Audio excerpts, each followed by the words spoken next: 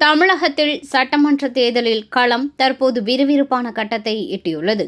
அங்கீகரிக்கப்பட்ட கட்சி வேட்பாளர்கள் மற்றும் சுயேட்சை வேட்பாளர்கள் தேர்தல் பிரச்சார பயணத்தை மேற்கொண்டு வாக்கு சேகரிப்பில் ஈடுபட்டு வருகின்றனர். கரூர் மாவட்டம் குளித்தலை சட்டமன்ற தொகுதியில் போட்டியிடும் திமுக வேட்பாளர் சூரியனூர் சந்திரன் சிவாயம் ஊராட்சி பகுதியில் இன்று வாக்கு சேகரிப்பில் ஈடுபட்டார். சிவாயம் ஊராட்சிக்குட்பட்ட இரும்பூதிப்பட்டி, வேப்பங்குடி, ஈச்சம்பட்டி, குப்பாச்சிப்பட்டி ஆகிய பகுதிகளில் தேர்தல் பிரச்சாரம் மேற்கொண்டு பொதுமக்களிடையே வாக்கு சேகரித்தார்.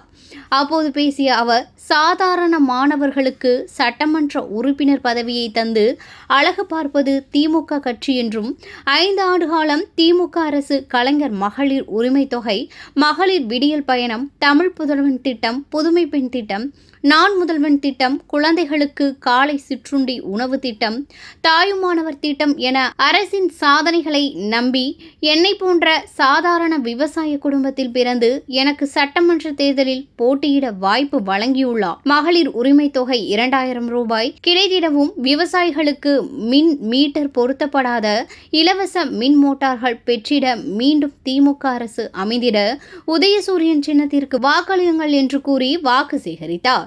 திமுக மாநில மாவட்ட ஒன்றிய கழக நிர்வாகிகள், கூட்டணி கட்சி நிர்வாகிகள் பலரும் கலந்து கொண்டனர். இந்த தேர்தலில் போட்டியிடுவதற்கு உரிய தகுதி எனக்கு இருக்கிறதால் கேள்விக்குறிதான். ஏன் சாதாரண ஒரு குடும்பத்தை சார்ந்த ஒருத்தருக்கு தலைவர்கள் இவ்வளவு பெரிய பொறுப்புள்ள பதவியை வழங்க இருக்கிறார்கள் என்றால், போட்டியிட வாய்ப்பளித்திருக்கிறார்கள் என்றால், கடந்த 5 ஆண்டு காலமாக தலைவர் அவர்கள் செய்த சாதனைகள் பட்டியலிட்டால் அது ஒரு 2 ஆண்டுகளாக பட்டியலிட வேண்டும். அப்படி முதியோர் உதவித்தை ஒரு குடும்பத்தை எடுத்துக்கொண்டோம் என்றால், ஒரு மருத்துவ காப்பீடு, ஒரு முதியோர் உதவித்தொகை, மகளிர் விடியல் பயணம், கல்லூரியில் படிக்கின்ற பள்ளி குழந்தைகளுக்கு மாதம் 1000 ரூபாய், ஆண்களுக்கு தமிழ் புதல்வன் திட்டத்திலே மாதம் 1500 ரூபாய். ஏற்கனவே ஒவ்வொரு குடும்பத்திற்கும் ஒரு 15 நாட்களுக்கு முன்பாக எப்படி 5000 ரூபாய் கொடுத்தார். அதற்கு முன்பு பொங்கல் தொகுப்பாக 3000 ரூபாய் கொடுத்தார். இப்படி நிறைய எடுத்து சொல்லிட்டே போகலாம்.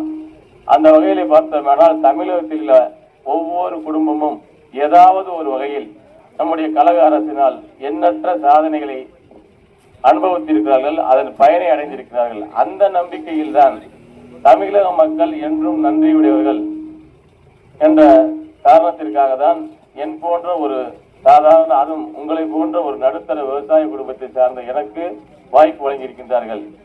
நான் உங்களில் ஒருவன், உங்கள் வீட்டு பிள்ளை, உங்களுடைய சகோதரன்.